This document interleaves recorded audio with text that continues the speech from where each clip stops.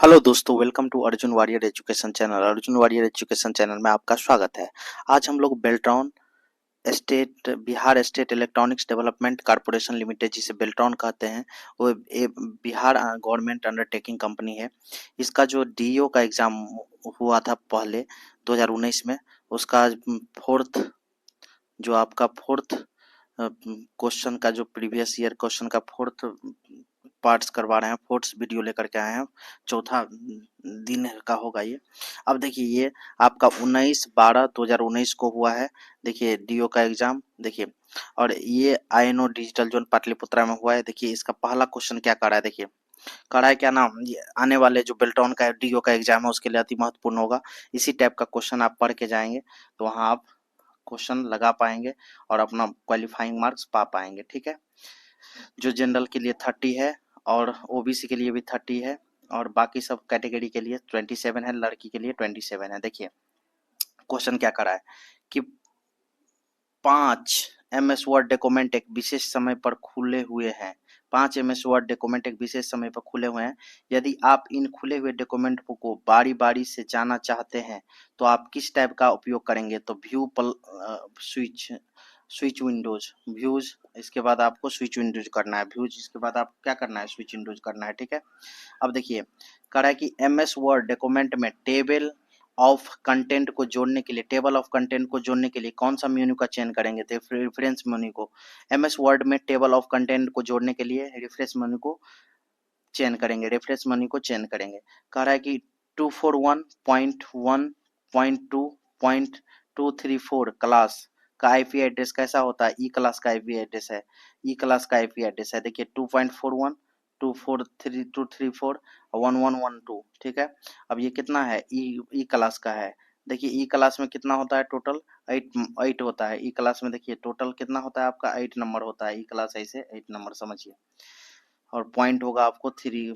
ठीक है, अब क्या कर रहा है कि एमएस वर्ड डॉक्यूमेंट में इंसर्ट के बाद ऑब्जेक्ट विकल्प का इस्तेमाल करते हुए मौजूदा वर्कशीट में डेटा को अंतः स्थापित करने एम्बेडेड के संदर्भ में निम्नलिखित में से कौन सा कथन सत्य है? तो मौजूदा एमएस फाइल इस तरह एम्बेडेड की जा सकती है। वर्ड डॉक्यूमेंट में केवल एक एमएस एक्सेल का आइकन दिखेगा। वर्ड डॉक्यूमेंट में केवल एक एमएस एक्सेल का आइकन दिखेगा। एमएस एक्सेल वर्कशीट की नेमिंग के लिए निम्न में से कौन सा वैध फाइल नेम है? तो budget one. MS Excel worksheet के नेमिंग के लिए कौन सा वैध फाइल नेम है? Budget 1। MS PowerPoint MS PowerPoint में स्लाइड सॉर्टर व्यू के संदर्भ में निम्न में से कौन सा कथन गलत है? कौन सा कथन गलत है? तो देखिए इसे सेलेक्ट करने के लिए एक स्लाइड पर क्लिक करना होता है, सही है। एक स्लाइड को डिलीट करता है, ये सही है। स्लाइड शो को थंबनेल पिक्चर्स के रूप में करता है, ये भी सही है। लेकिन किसी स्लाइड को कंटेंट को परिवर्तित करता है, ये गलत है। अगर आप एक बार स्लाइड बना लिए तो उसके कंटेंट को परिवर्तित नहीं कर सकते हैं किससे? स्लाइड सॉर्टर व्यू के में जाकर के। ठीक है, अब देखिए कराए बजट और वित्तीय प्रतिवेदन के अंकीय डाटा के संगठित, विश्लेषित और आलेखित करने वाले प्रोग्राम स्प्रेडशीट्स कहलाते हैं। स्प्रेडशीट्स कहलाते हैं। बजट या वित्तीय प्रतिवेदन के अंकीय डाटा को संगठित, विश्लेषित और आलेखित करने वाले प्रोग्राम को स्प्रेडशीट कहते हैं। एमएस एक्सेल में व्यू मेनू के अंतर्गत निम्न में से कौन सा फीचर उपलब्ध नहीं है? तो व्यू मेनू के अंतर्गत उपलब्ध है new window, freeze, panes, all arrange all, but split column, ये आपका व्यू मेन्यू के अंतर्गत नहीं है। एमएस एक्सेल में व्यू मेन्यू के अंतर्गत में से कौन सा फीचर उपलब्ध नहीं है? तो स्प्लाइट कॉलम उपलब्ध नहीं है। मेल मर्ज के लिए डेटा सोर्स के रूप में एमएस एक्सेल स्प्रेडशीट तैयार करने के लिए यह सुनिश्चित करें कि आपकी स्प्रेडशीट में कॉलम के नाम उन फील्डों के नाम से सुमेलित है जिन्हें आप अपनी मेल मर्ज में इंसर्ट करना चाहते हैं, जिन्हें आप अपनी मेल मर्ज में इंसर्ट करना चाहते हैं। तो किसका नाम? कॉलम के नाम। निम्नलिखित में से कौन सा टेक्नोलॉजी का उपयोग बैंक द्वारा चेक की प्रक्रिया के लिए किया जाता है? तो एमआईसीआर। निम्नलिखित में से कौन सा टेक्नोलॉजी का उपयोग बैंकों के द्वारा चेक की प्रक्रिया के लिए किया जाता है? एमआईसीआर। एमआईसी का प्रकार का फुल फॉर्म क्या होता है? Magnetic ink character reader. Magnetic ink character reader MICR का फुल फॉर्म होता है। करा है कि क्लास ए नेटवर्क के पहले 4, ठीक है, 4.8 बिट्स एड्रेस के नेटवर्क पार्ट होते हैं और 24 शेष बिट्स एड्रेस के होस्ट पार्ट होते हैं। ठीक है, क्लास 1 के लिए कितना 4.8 बिट एड्रेस के नेटवर्क पार्ट होंगे और 24 शेष बिट एड्रेस के होस्ट पार्ट होंगे। एमएस एक्सेल में लॉक या अनलॉक सेल फंक्शन के कार्य करने के लिए इसमें से किस विकल्प का को इनेबल करना चाहिए?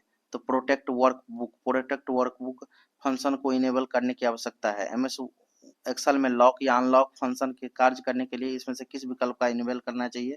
प्रोटेक्ट वर्कबुक फंक्शन को इनेबल करना चाहिए। एमएस एक्सेल में आपको फॉर्मेट कोड वाली फॉर्मेटिंग लागू करने पर दिखने वाली संख्याओं के तरीके में परिवर्तन करने की सुविधा देता है। यह उस स्थिति में उपयोगी होता है जब आप संख्याओं को अधिक पठनीय फॉर्मेट में दर्शाना चाहते हैं या आप संख्याओं को टेक्स्ट या सिंबल के साथ संयोजित करना चाहते हैं। तो टेक्स्ट फंक्शन एमएसएल में टेक्स्ट फंक्शंस आपको फॉर्मेट कोड वाली फॉर्मेटिंग लागू करने पर दिखने वाली संख्याओं के तरीके में परिवर्तन करने की सुविधा देता है। यह उस स्थिति में उपयोगी होता है जब आप संख्याओं को अधिक पठनीय फॉर्मेट में दर्शाना चाहते हैं या आप संख्याओं को टेक्स्ट या सिंबल के साथ संयोजित करना चाहते हैं।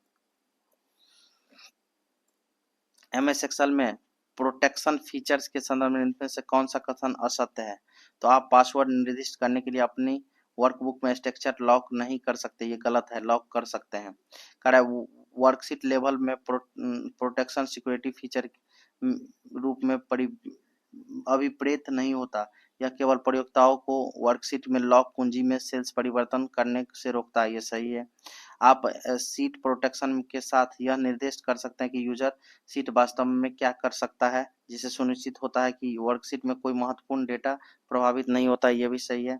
एमएस एक्सेल में आप एमएस एक्सेल को पासवर्ड निर्दिष्ट करके लॉक कर सकते हैं जिससे यूजर इसे खोल या परिवर्तित कर सके। एमएस वर्ड में मेल मर्ज के यदि आप एमएस एक्सेल में डेटा सोर्स का इस्तेमाल कर रहे हैं तो इसमें कुछ स्पेसिफिकेशन मिल सकते हैं। इस संदर्भ में निम्न में से कौन सा कथन गलत है? तो लिस्ट में कोई रिक्त स्तंभ या पंक्ति नहीं होना चाहिए। रिक्त में कोई स्तंभ या पंक्ति नहीं होना चाहिए। सोर्स कोड को इंटरमीडिएट फॉर्म में रूपांतरित करता है। सोर्स कोड को इंटरमीडिएट फॉर्म में रूपांतरित करता है और फिर उस इंटरमीडिएट कोड को मशीन लैंग्वेज में रूपांतरित करता है कंपाइलर सोर्स कोड को इंटरमीडिएट फॉर्म में रूपांतरित करता है और फिर उसे इंटरमीडिएट कोड को मशीन लैंग्वेज में रूपांतरित करता है कंपाइलर। एक आइकन होता है जो आपके उस आइटम या डॉक्यूमेंट, एप्लीकेशन या पिक्चर तक निर्देशित करता है जो कंप्यूटर में कहीं और स्थित होता है। यह यूजर के लिए उस आइटम तक एक्सेस अधिक सुगम, आमतौर पर डेस्कटॉप पर बनाता है। इसे आइकन के कोने में एक छोटे से तीर द्वारा पहचाना जाता है, उसे कहते हैं शॉर्टकट। क्या कहते हैं? शॉर्टकट। छोटे से तीर को क्या कहते हैं? शॉर्टकट। कह रहा है कि वर्ड प्रोसेसिंग डॉक्यूमेंट में टैब्स और स्पेसेज के माध्यम से की जाने वाली टेक्स्ट की अलाइनिंग एक कठिन कार्य हो सकता है। एमएस वर्ड द्वारा किसी टेबल डॉक्यूमेंट में टेक्स्ट के स्तंभों तथा पंक्तियों को आसानी से अलाइन करने के लिए इंसर्ट करना होगा। मतलब आपको वर्ड डॉक्यूमेंट में टैब्स और स्पेसेज के माध्यम से की जाने वाली टेक्स्ट की अलाइनिंग का एक कठिन कार्य हो सकता है। एमएस वर्ड के द्वारा किसी डॉक्यूमेंट टेक्स्ट स्तंभों और पंक्तियों को आसानी से अलाइन करने के लिए इंसर्ट करना होगा किसको? टेबल को इंसर्ट करना होगा किसको? टेबल को। कह रहा है कि एमएस एक्सेल में वर्कशीट में पूरे स्मार्ट आर्ट ग्राफिक में रंगों में परिवर्तन करने के लिए स्मार्ट आर्ट पर क्लिक करें। स्मार्ट आर्ट टूल्स के अंतर्गत design, smart style, change colours, smart group में चेंज कलर्स पर क्लिक करें। मतलब डिजाइन, स्मार्ट आर्ट स्टाइल और किसमें? चेंज कलर पर क्लिक करें। एमएस पावर पॉइंट में आप स्लाइड के साइज का निर्धारण करने के लिए विकल्प कहाँ पा सकते हैं? तो डिजाइन में निम्न में से क्या परिणाम होगा? Right click of A file name इसके बाद सेंड टू, इसके बाद डेस्कटॉप पर जाने के लिए डेस्कटॉप पर फाइल का शॉर्टकट आइकन बन जाएगा। राइट क्लिक करेंगे ऑन फाइल नेम पर, किसी फाइल नेम पर, इसके बाद सेंड टू पर जाएंगे, इसके बाद डेस्कटॉप पर लाएंगे तो ये क्या बन जाएगा, डेस्कटॉप पर एक शॉर्टकट आइकन बन जाएगा। निम्न में से कौन सा ऐसा कार्य है जो प्रमुख रूप से सीपीयू का नहीं है, तो ग्राफिकल प्रोसेसिंग सीपीयू का कार्य नहीं है, ग्राफिकल प्रोसेसिंग सीपीयू का कार्य नहीं है। जबकि प्राइमरी स्टोरेज या मेन मेमोरी के साथ निकटता के साथ इंटरेक्ट करना ये भी काम है, अर्थमेटिक लॉजिक ऑपरेशन ये भी काम है, भंडारित स्टोरेज करना ये भी काम है। इंटरनेट से कनेक्ट करते समय 1 एमबीपीएस की डेटा ट्रांसफर की दर प्रति सेकंड के बराबर होती है। 1 एमबीपीएस प्रति सेकंड 10 के पावर 6 बाइट्स के बराबर होती है, 10 के पावर 6 बाइट्स के बराबर होती है। मेल मर्ज प्रोसेस में 3 डॉक्यूमेंट शामिल होते हैं, मेन डॉक्यूमेंट तथा डेटा सोर्स तथा मर्ज डॉक्यूमेंट। मेल मर्ज में 3 डॉक्यूमेंट शामिल होता है, मेन डॉक्यूमेंट, डेटा सोर्स और मर्ज डॉक्यूमेंट। एप्लीकेशन सॉफ्टवेयर के संदर्भ में इनमें से कौन सा कथन सत्य है? यह विशिष्ट उद्देश्य वाला सॉफ्टवेयर है जिसका उपयोग विशिष्ट कार्य करने के लिए किया जाता है। एप्लीकेशन सॉफ्टवेयर एक विशिष्ट उद्देश्य वाला सॉफ्टवेयर है जिसका उपयोग विशिष्ट कार्य करने के लिए किया जाता है।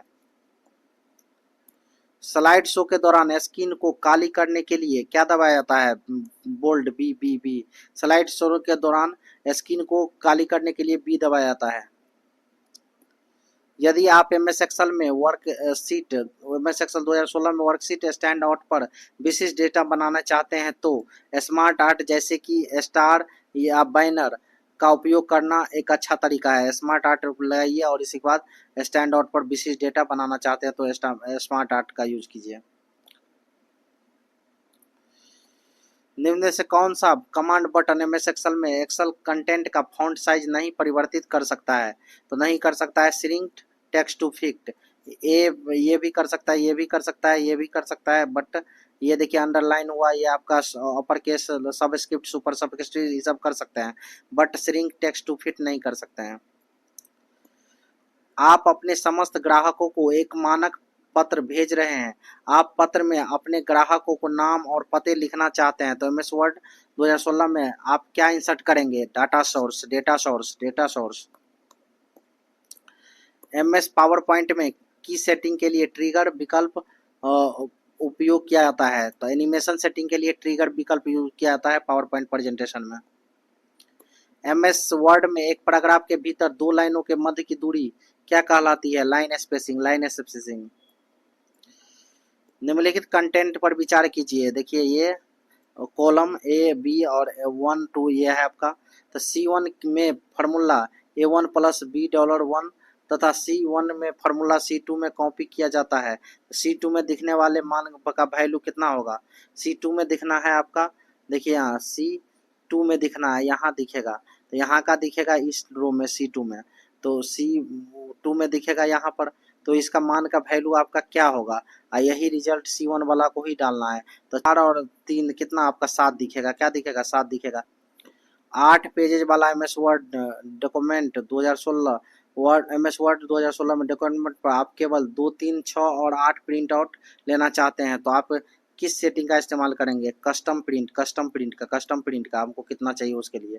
कंप्यूटर नेटवर्क कार्ड और नेटवर्क राउटर को कनेक्ट करने वाली केबल को रजिस्टर जैक 45 कहा जाता है, रजिस्टर जैक RJ45 कहा जाता है।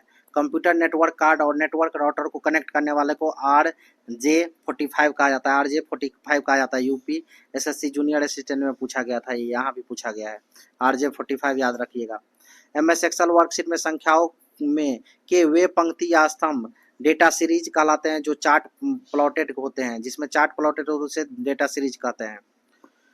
एक वर्कशीट की सेल की फॉर्मेटिंग को उसी वर्कशीट की दूसरी सेल में लागू करने के लिए आप निम्न में से पेस्ट स्पेशल फॉर्मेट का उपयोग करेंगे, पेस्ट स्पेशल फॉर्मेट का उपयोग करेंगे।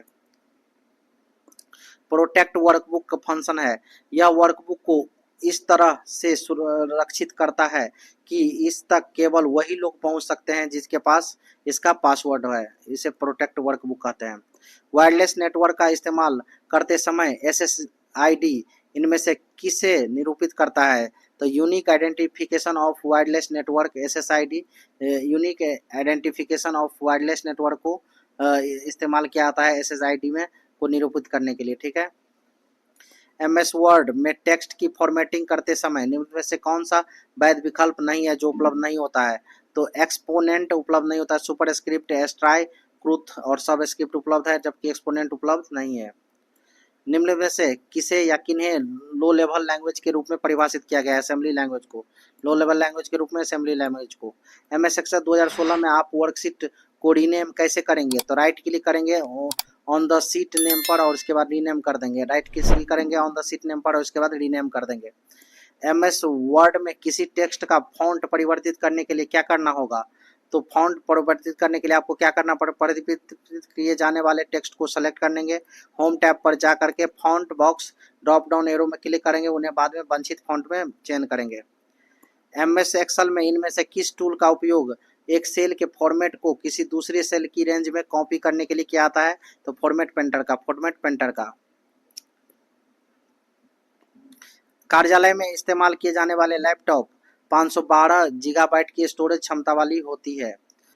Power point text MS power point में टेक्स्ट डायरेक्शन डिफॉल्ट रूप से कितने विकल्प उपलब्ध है? 4। MS पावर पॉइंट में टेक्स्ट डायरेक्शन में डिफॉल्ट रूप से 4 विकल्प उपलब्ध है। MS वर्ड में मेल मर्ज, MS वर्ड 2016 में मेल मर्ज का इस्तेमाल करते हुए लेबल्स को प्रिंट करेंगे, मेलिंग विकल्प को क्लिक करेंगे। जुड़ी हुई हार्डवेयर डिवाइस तथा ऑपरेटिंग सिस्टम के मध्य आवश्यक रूप से निर्बाध कम्युनिकेशन की सुविधा देता है कौन? Device driver. जुड़ी हुई हार्डवेयर डिवाइस तथा ऑपरेटिंग सिस्टम के मध्य आवश्यक रूप से निर्बाध कम्युनिकेशन की सुविधा देता है डिवाइस ड्राइवर। कॉलम बी की समस्त सेल्स के कंटेंट को बोल्ड और इटालिक करने के लिए आप क्या करेंगे? कॉलम बी को सेलेक्ट कर देंगे और होम मेन्यू में के अंतर्गत फॉन्ट ग्रुप में जाकर के बी तथा आई का उपयोग करेंगे, मतलब बोल्ड या इटालिक का उपयोग करेंगे सेलेक्ट करके, ठीक है। MS एक्सेल में रैप टेक्स्ट फीचर टेक्स्ट को समायोजित करने के लिए कौन सा एडजस्ट करता है? रो की ऊंचाई को एडजस्ट करता है। MS एक्सेल में रैप टेक्स्ट फीचर टेक्स्ट को समायोजित करने के लिए रो की ऊंचाई को एडजस्ट करता है। विंडोज एक्सपी में टास्क बार बटन होते हैं जो आपके सामान्य टूलों तथा वर्तमान में चल रहे प्रोग्रामों को त्वरित एक्सेस देता है। टास्क बार रेंज A1, ठीक है, सेमी कॉलम D5 कितनी सेल होती है? कितनी सेल है इसके बीच में? तो इसके बीच में आपका 20 सेल होती है। कितने सेल होती है? 20 सेल इसके बीच। MS वर्ड में प्रिंट प्रीव्यू पाने के लिए कंट्रोल P के अतिरिक्त किस शॉर्टकट की कुंजी का प्रयोग कर सकते हैं? तो Alt+F2। इनपुट या आउटपुट डिवाइस सीधे मदरबोर्ड से जुड़े इलेक्ट्रॉनिक मॉड्यूल से जुड़े होते हैं जिन्हें क्या कहा जाता है? Device controller. इनपुट या आउटपुट डिवाइस सीधे मदरबोर्ड से जुड़े होते हैं, जुड़े इलेक्ट्रॉनिक मॉड्यूल से जुड़े होते हैं जिन्हें डिवाइस कंट्रोलर कहा जाता है, डिवाइस कंट्रोलर। MS एक्सेल में सेल स्टाइल्स फीचर के संदर्भ में निम्न में से कौन सा कथन सत्य नहीं है? जब आप समय समय पर एक सेल या सेल्स की रेंज एक से अधिक फॉर्मेट लागू करना चाहते हैं तो स्टाइल लागू करना सर्वाधिक आसान है, सही है। MS एक्सेल में फॉर्मेटिंग के लिए अनेक बिल्ट इन स्टाइल होती है जिन्हें आप लागू या परिवर्तित कर सकते हैं, सही है। स्टाइल फॉर्मेटिंग कैरेक्टरिस्टिक्स जैसे फॉन्ट नामक साइज, कलर, एलाइनमेंट, स्पेसिंग का एक सेट है, सही है। इसमें से पंक्ति की ऊंचाई या स्तंभ चौड़ाई परिवर्तित होती है, ये गलत है। सेल स्टाइल से नहीं होता है। निम्न में से कौन सा एक आउटपुट डिवाइस नहीं है? स्कैनर इनपुट डिवाइस है। क्या है? इनपुट डिवाइस है। प्लॉटर, मॉनिटर और प्रिंटर आउटपुट डिवाइस है। स्कैनर इनपुट डिवाइस है। रिक्त स्थान को पूर्ति करें। स्टार्ट के बाद किस में जाएंगे आप? ऑल प्रोग्राम में जाएंगे। ऑल प्रोग्राम के MS ऑफिस में, MS ऑफिस के बाद MS वर्ड में। आपने एक MS एक्सेल स्प्रेडशीट में 5 विभिन्न स्तंभों में डेटा एंटर किया है, लेकिन आपने देखा कि आप तीसरे स्तंभ में उपलब्ध सूचना को पढ़ नहीं पा रहे हैं। आप सभी 5 स्तंभों की एक जैसी दिखावटें चाहते हैं तो आपको क्या करना चाहिए? तीसरे सेल की दाईं बाउंड्री पर डबल क्लिक करना चाहिए। तीसरे सेल के दाईं बाउंड्री पर डबल क्लिक करना चाहिए। एक वर्कशीट से दूसरी वर्कशीट में जाने के लिए निम्न में से कौन सा शॉर्टकट कुंजी या कुंजिया उपयुक्त है? तो control plus page down, control plus page down, control plus page down. MS Excel worksheet में सभी सेल डिफॉल्ट रूप से अनलॉक्ड या होती है, लेकिन उन्हें लॉक्ड के रूप में फॉर्मेट किया जाता है। एमएस एक्सेल वर्कशीट में सभी सेल डिफॉल्ट रूप से अनलॉक्ड होती है, लेकिन उन्हें लॉक्ड के रूप में फॉर्मेट किया जा सकता है। निम्नलिखित में से कौन सा प्रोग्राम यूजर को डिलीट फाइल्स तथा एक्सेस प्रदान करता है? Windows explorer. निम्नलिखित में से कौन सा प्रोग्राम यूजर को डिलीट तक फाइल्स तक एक्सेस करने प्रदान करता है? तो ये कौन है? Windows explorer.